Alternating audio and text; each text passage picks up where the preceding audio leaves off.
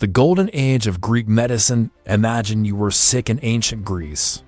What would they do to you? Would they heal you with herbs or pray to the gods? This might seem like an unusual question, but it touches on a fascinating aspect of Greek medicine, the blending of science and spirituality. Ancient Greek medicine wasn't just about herbal remedies or surgical procedures. It was deeply rooted in both observation and religious belief. It was a world where physicians and priests shared the task of healing, and where a visit to a doctor might involve a mix of medical treatment and divine intervention. To understand how the Greeks approached medicine, we need to explore the cultural and philosophical context in which it developed. This was a time of intellectual blossoming, when the Greeks were laying the foundations of rational thought that would shape the future of science. But even with their growing knowledge of the body, many still turned to the gods for cures. The transition from superstition to science wasn't immediate. It was a journey marked by a fascinating tension between magic, religion, and the early seeds of empirical medicine.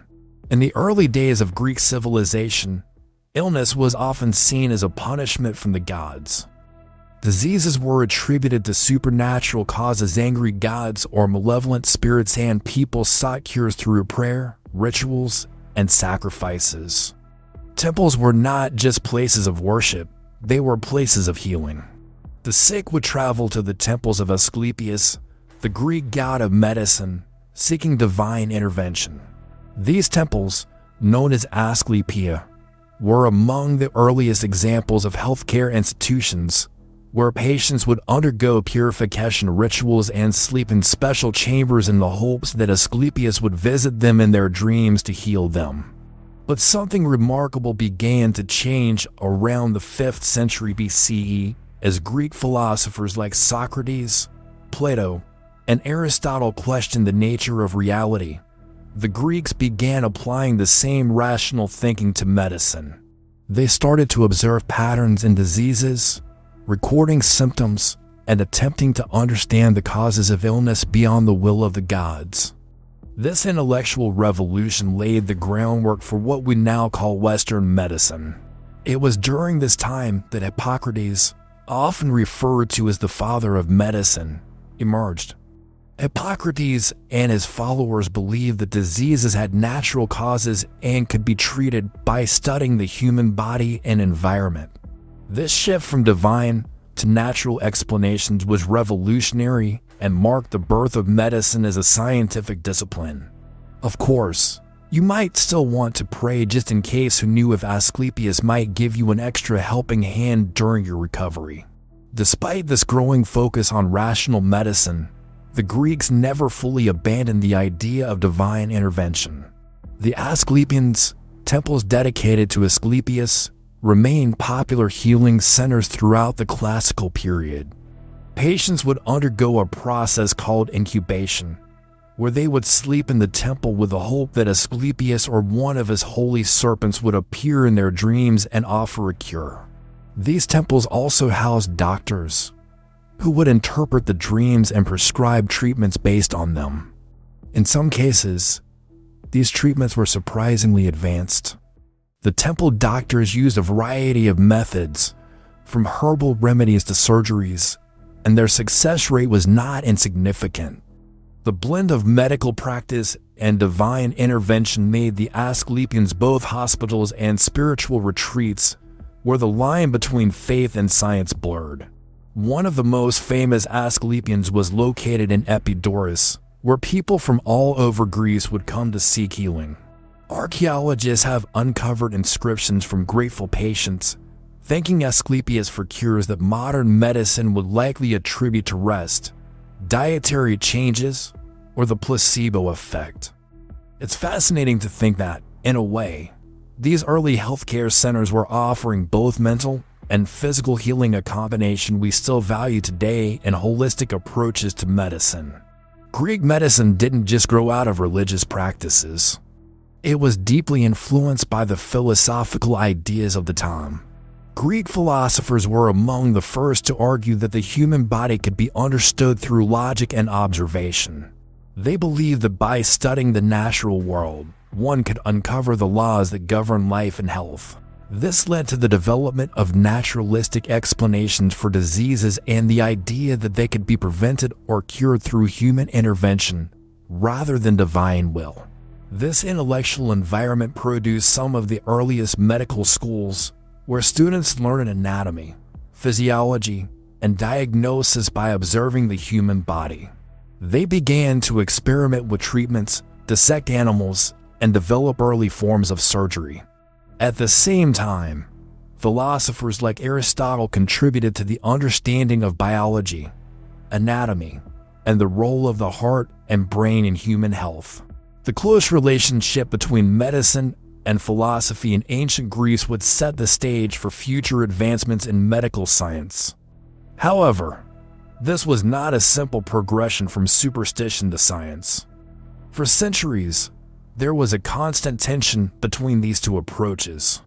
Some patients and doctors still believed that illnesses were a form of divine punishment, while others began to explore the idea of natural causes like diet, environment, and lifestyle. This dynamic environment of competing ideas helped shape Greek medicine into a complex, evolving discipline. One of the most remarkable aspects of ancient Greek medicine was its gradual separation from superstition. Early Greek medical texts reveal an increasing skepticism towards purely supernatural explanations for illness. The rise of Hippocrates and the Hippocratic corpus, a collection of medical texts attributed to him and his followers, solidified this shift.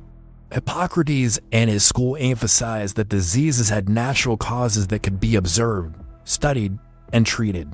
They focus on empirical observation, what we might call evidence-based medicine today. Physicians began to collect and compare case studies, searching for patterns in how diseases spread and how the human body responded to different treatments. This methodical approach allowed them to move away from magical cures and focus on what actually worked, yet old habits die hard. Even as rational medicine advanced, many people still clung to the belief that the gods had a hand in both sickness and health. It wasn't uncommon for Greek physicians to mix medical treatments with prayers or sacrifices, offering the best of both worlds. After all, why not hedge your bets? It's like having your cake and eating it too, taking medicine while offering a prayer, just in case the gods want to throw in a miracle for good measure. The principles of Greek medicine central to the practice of medicine in ancient Greece was the theory of the four humors. According to this concept, the human body was governed by four key fluids or humors: blood, phlegm, yellow bile, and black bile. These humors weren't just bodily fluids. They were thought to control a person's physical health and emotional state. The key to good health, the Greeks believed, was keeping these humors in balance. If one humor became too dominant or too weak, disease and emotional instability would follow.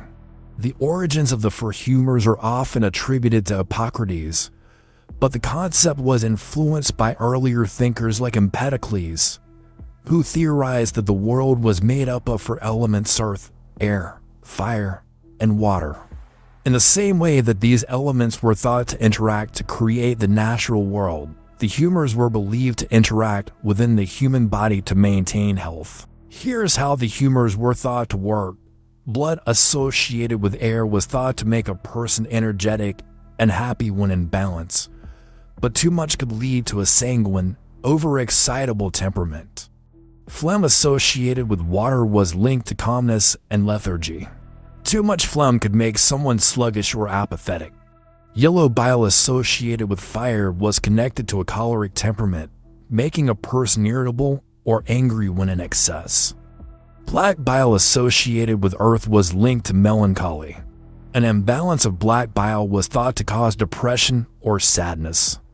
Doctors in ancient Greece believed that maintaining a balance among these humors was essential for both physical and mental health. Hippocratic medicine emphasized the importance of lifestyle factors such as diet, exercise, and environment in keeping the humors in harmony.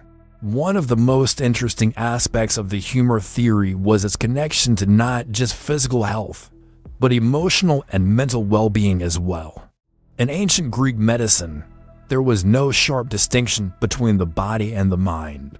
The Greeks understood that physical health could impact mood and personality, and vice versa. For example, someone who was melancholic dominated by black bile might be prone to depression, while a person with an excess of yellow bile might be quick-tempered. This understanding of the connection between the physical and the emotional was revolutionary for the time. Greek physicians recognized that the body and mind were deeply intertwined, and that treating one could often improve the other. Thus, a balanced lifestyle incorporating both physical care and emotional well-being became a central tenet of Greek medicine. This holistic approach resonates with many modern practices, where we now understand that mental health and physical health are closely linked. The idea that stress can cause physical illness or that exercise can improve mood are concepts that find their roots in the ancient Greek understanding of health. Before the rise of Hippocratic medicine, diseases were often seen as a form of divine punishment, a sign that a person had angered the gods. But Hippocrates and his followers radically changed this perspective by introducing the idea that diseases were the result of natural causes, specifically imbalances in the body's humors. This shift was profound. By rejecting the notion that illness was a supernatural event, Hippocratic medicine paved the way for more rational, scientific methods of diagnosis and treatment. Physicians began to look for natural explanations for symptoms, focusing on how the body's environment, diet, and habits could affect health. For example, if a patient had a fever, rather than assuming they had been cursed by the gods, a Greek doctor might reason that the heat of the environment or an imbalance in yellow bile was to blame. This new approach allowed for treatments that were based on observation and practical reasoning rather than rituals or prayers. Another key development in Greek medicine was the emphasis on diagnosis and prognosis. Greek physicians, particularly those in the Hippocratic school, believed that careful observation of a patient's symptoms could reveal much about the underlying cause of their illness. This methodical approach marked a significant departure from earlier practices, where doctors might rely on religious or superstitious explanations. Physicians would take detailed case histories, noting the progression of symptoms and making predictions about the likely course of the disease. This was the birth of prognosis, the art of predicting how an illness would unfold and what its likely outcome would be. A good physician was one who could anticipate the future course of a disease and recommend appropriate treatments based on this knowledge. Hippocrates famously emphasized the importance of observing not just the symptoms, but the whole patient, including their lifestyle, diet, and environment. This holistic approach ensured that treatments were tailored to the individual's specific needs, rather than following a one-size-fits-all approach. Greek doctors would also regularly check the pulse and examine other bodily fluids, particularly urine, to gain insights into what was happening inside the body. The close attention to symptoms and patterns was the first step toward what we now consider the scientific method in medicine. Imagine your ancient Greek doctor jotting down your symptoms. Patient seems irritable. Prescribing some exercise and a bit less yellow bile. Check back in a week. Cures and treatments. Though the image of ancient medicine often conjures thoughts of herbal remedies and spiritual healing, the Greeks were surprisingly advanced when it came to surgical procedures. While surgery was typically a last resort due to the risks involved, Greek physicians, especially those who treated soldiers injured in battle, developed techniques to address traumatic injuries. Surgeries included amputations, trepanations, drilling a hole in the skull to relieve pressure or treat head injuries, and the removal of foreign objects like arrowheads and shrapnel from wounds. Greek doctors used rudimentary instruments made from bronze or iron, including scalpels, forceps, and even early versions of surgical drills. One of the most well-known procedures was bloodletting, where doctors would cut open a vein to release excess blood from the body. This was thought to help rebalance the humors and was used to treat everything from fever to inflammation. It might sound barbaric today, but it was a widely accepted practice at the time and would continue to be used in medicine for centuries. Interestingly, Greek doctors also performed cauterization, where they applied heat to wounds or tissues to stop bleeding or prevent infection. They understood, at least intuitively, that controlling bleeding was essential to a patient's survival after surgery. While these procedures were painful and risky, they represent a significant leap forward in ancient medical practice. When surgery wasn't necessary or when a more holistic treatment was preferred, the Greeks turned to the natural world for remedies. Herbal medicine was a cornerstone of ancient Greek healthcare, and many of their practices foreshadowed modern herbalism and pharmacology. Greek physicians, especially those influenced by Hippocratic teachings, believed that nature provided the best solutions for restoring balance to the body. They used a wide range of plants, each believed to have specific healing properties. For example, willow bark was used to relieve pain and inflammation, now known to contain salicin, a compound related to modern aspirin. Garlic was prescribed to boost immunity and treat respiratory infections. Mandrake root was considered a powerful sedative and was sometimes used as an early form of anesthesia. Honey and vinegar were mixed into remedies to treat everything from wounds to digestive issues. Greek physicians also employed opium for pain relief, a practice that was both effective and dangerous due to its addictive nature. The Greeks were cautious in how they used these stronger substances, often reserving them for the most serious cases. Herbal remedies weren't just about physical healing, they were also used to treat the mind. Plants like lavender and mint were believed to have calming properties and were often prescribed to patients suffering from anxiety or insomnia. Many of these herbal treatments are still in use today, showing how far-reaching and lasting Greek medical practices have been. Not all Greek treatments were invasive or involved herbal concoctions. In fact, one of the most important aspects of Greek medicine was its focus on preventative care. Physicians believed that maintaining a healthy balance of the humors required careful attention to lifestyle, and this included diet, exercise, and rest. Diet was central to Greek healthcare. Physicians would often prescribe specific diets based on the patient's condition. For example, a person with too much yellow bile thought to cause a hot, fiery temperament might be advised to eat cooling foods like cucumbers or drink diluted wine. Someone with too much phlegm, associated with cold and wetness, might be given warming foods such as garlic or onions. Exercise was also considered a crucial part of maintaining health. Hippocrates himself is quoted as saying, "If we could give every individual the right amount of nourishment and exercise, not too little and not too much, we would have found the safest way to health." Ancient Greek physicians often recommended walking, swimming, or light gymnastics as a way to improve circulation and keep the body strong. Rest was the final pillar of Greek therapy. Physicians recognized that the body needed time to heal, and overexertion could worsen illnesses. Sleep, in particular, was viewed as a critical component of recovery, and Greek doctors would sometimes prescribe long periods of rest for patients who were unwell.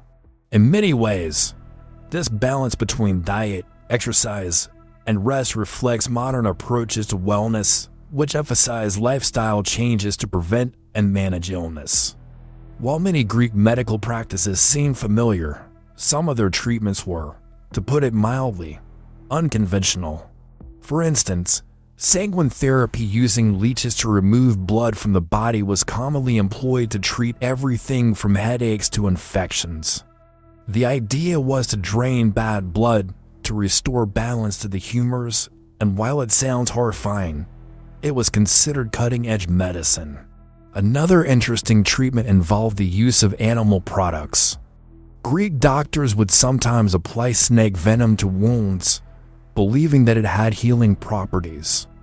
There were also treatments involving boar's teeth and donkey milk, which were thought to have magical healing powers. Even more bizarre was the practice of treating some wounds and ulcers with a paste made of dung from different animals, which was believed to have antiseptic qualities. While this might seem shocking to us today, it reflects the Greek belief that nature held all the answers for treating disease, even if those answers were sometimes a bit unpleasant. Next time your doctor prescribes a modern medicine that tastes bad, just be grateful they didn't give you snake venom or a paste made of donkey dung. Giants of Greek medicine. When we talk about the birth of scientific medicine, one name rises above all others: Hippocrates of Kos. Born around 460 BCE, Hippocrates is often called the father of medicine for good reason. His work, and that of his followers, transformed medicine from a practice rooted in superstition and divine intervention into a profession grounded in observation and rational thought. While Hippocrates didn't invent medicine, he undoubtedly gave it the framework that would define it for centuries. Hippocrates' most enduring legacy is the Hippocratic Oath, a set of ethical guidelines that has influenced the way doctors practice medicine even today. The oath emphasized the importance of ethics, stating that physicians must do no harm, treat patients with respect, and protect patient confidentiality. Modern versions of this oath are still sworn by doctors around the world, showing just how powerful Hippocrates' impact has been on the field of medicine. The most revolutionary aspect of Hippocrates' approach, however, was his rejection of the idea that disease was a punishment from the gods. Instead, he believed that illness had natural causes and could be understood through the careful observation of symptoms. This idea laid the foundation for the empirical, evidence-based approach to medicine that still guides doctors today. One of the most important legacies of Hippocrates is the Hippocratic Corpus, a collection of about 60 medical texts attributed to him and his followers. While it's unlikely that Hippocrates wrote all these works himself, the collection embodies the principles of Hippocratic medicine, careful observation, rational diagnosis, and ethical medical practice. The corpus covered a wide range of topics, from surgery and disease treatment to ethics and philosophy. Some of its most significant contributions include early ideas about epidemics, the role of environment in health, and the concept of acute versus chronic diseases. The Hippocratic Corpus was the medical Bible of its time and was consulted by physicians for centuries after its creation. One of the more famous texts in the corpus is on airs, waters, and places, which emphasizes how external factors such as climate, geography, and water quality affect health. Hippocrates was one of the first to suggest that understanding a patient's environment was key to diagnosing and treating illness, a concept that resonates in modern public health.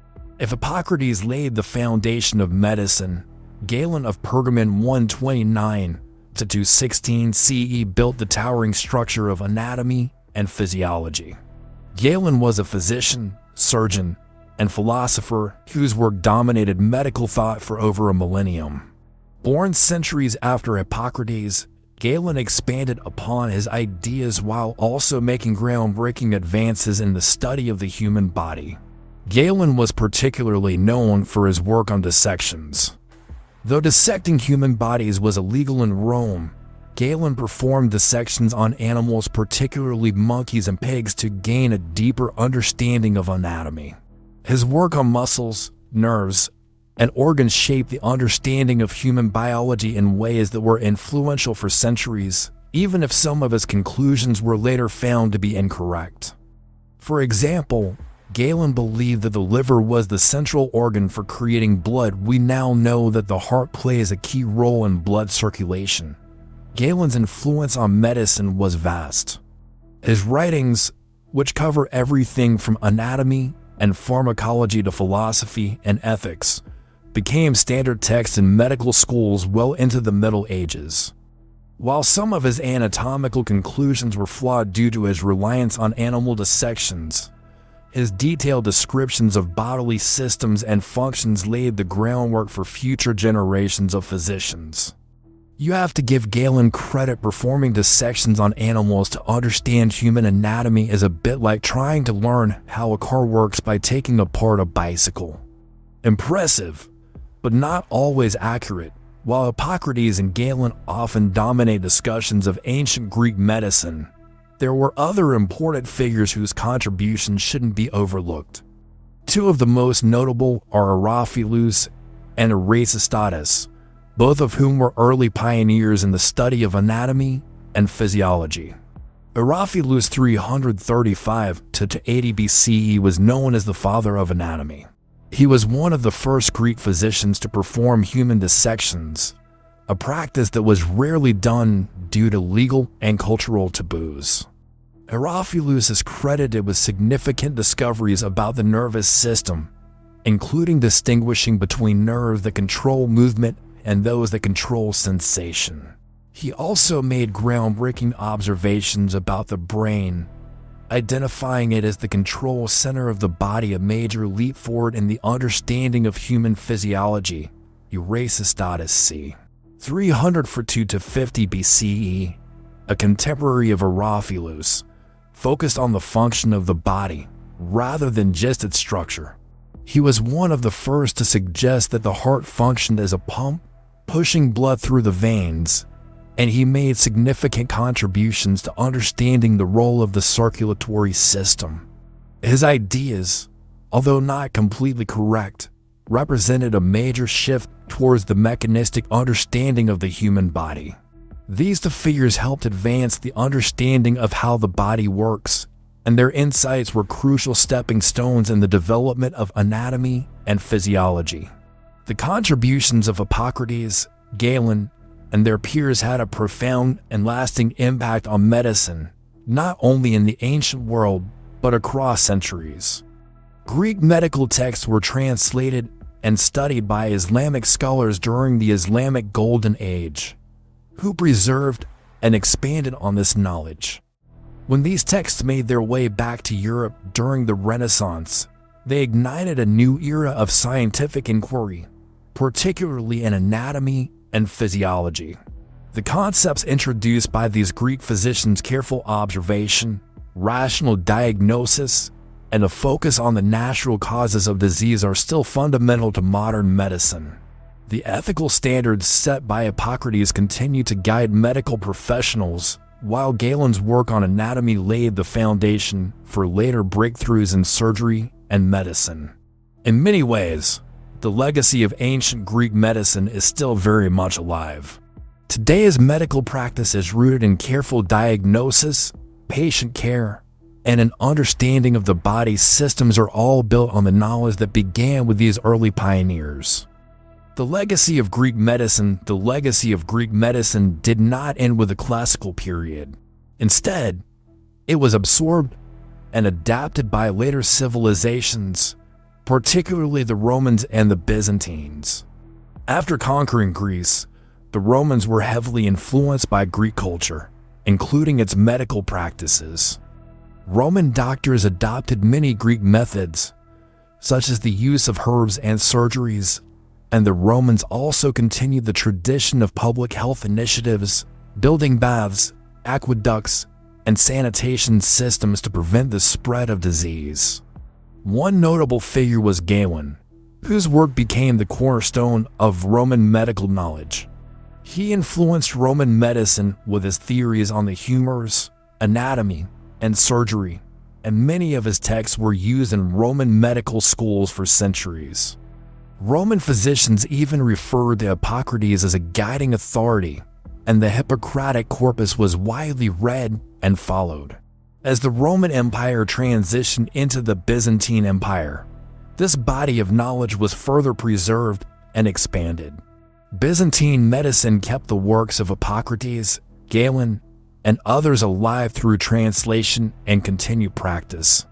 Greek medical texts were copied and commented on in Byzantine universities and hospitals, ensuring that Greek medical ideas would continue to shape medicine well into the medieval period. The Renaissance, beginning in the 14th century, was a period of renewed interest in the classical texts of Greece and Rome.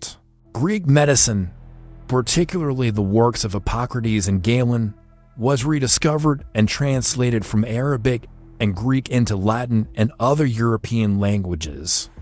This revival of ancient knowledge led to significant advancements in medical science. One of the most important figures of this time was Andreas Vesalius, a 16th century anatomist who challenged some of Galen's anatomical conclusions.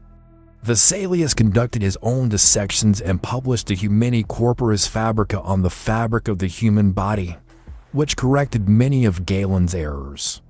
However, Vesalius and other Renaissance anatomists were still heavily influenced by Greek medicine, and they often referred to Hippocrates and Galen's works as foundational texts.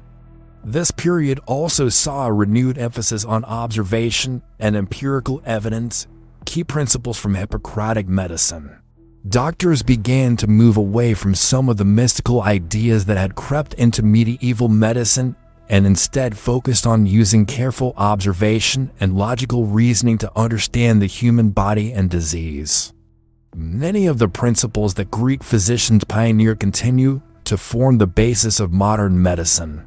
The emphasis on observation, diagnosis, and patient care can all be traced back to the writings of Hippocrates and his followers. While the theory of the four humors is no longer part of modern medicine, the holistic approach considering the whole patient, not just the disease, remains central to healthcare today. Here are some specific areas where Greek medicine has left a lasting legacy. Preventive care. The idea that diet, exercise, and a balanced lifestyle are essential to maintaining health was a cornerstone of Greek medicine and remains a core principle in today's medical advice.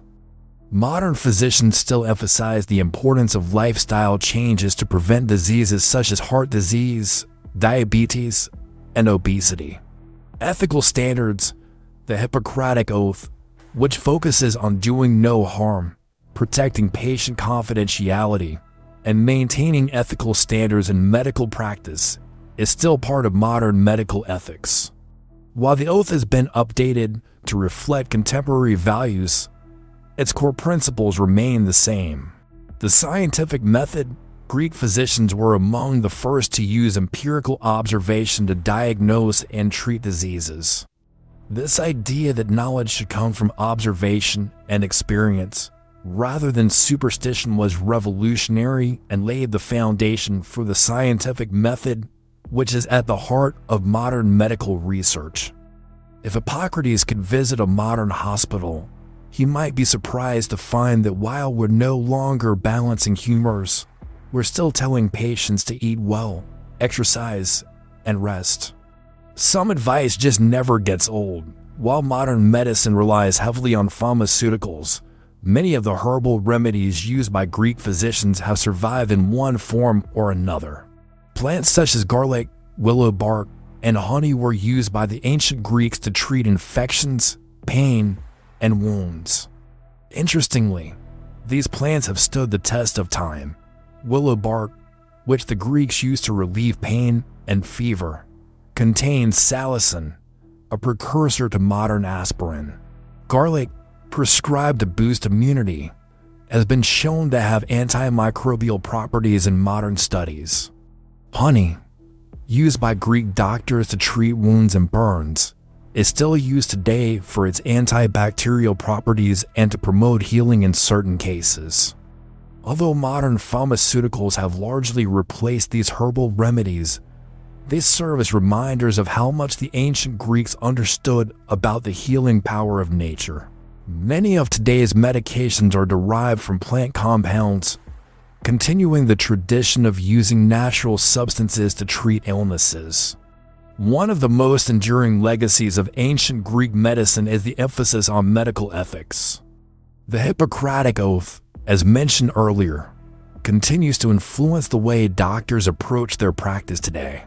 The original oath laid out a framework for doctors to follow, focusing on patient welfare, confidentiality, and a commitment to doing no harm. In modern times, the oath has been updated to reflect changes in society and medical practice. Today's version includes pledges to respect patients' autonomy, provide equitable care, and continually update one's knowledge of medicine. However, the core values of the original oath, care, respect, and integrity remain intact, proving that the ethical foundations laid by Hippocrates are just as relevant now as they were in the ancient world.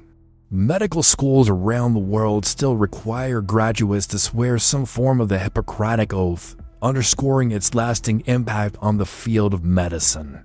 The ethical principles that promote honesty, accountability, and compassion are universal values that guide doctors in their practice. Hippocrates would probably get a kick out of knowing that millions of doctors, from ancient Greece to modern-day surgeons, are still swearing by his advice. Who knew that his do no harm mantra would have such staying power? By my side, intense, strong, no fear to face, nowhere to hide, intense. I subscribe to this channel, click like today, because content like this just lights my way, intense and slow.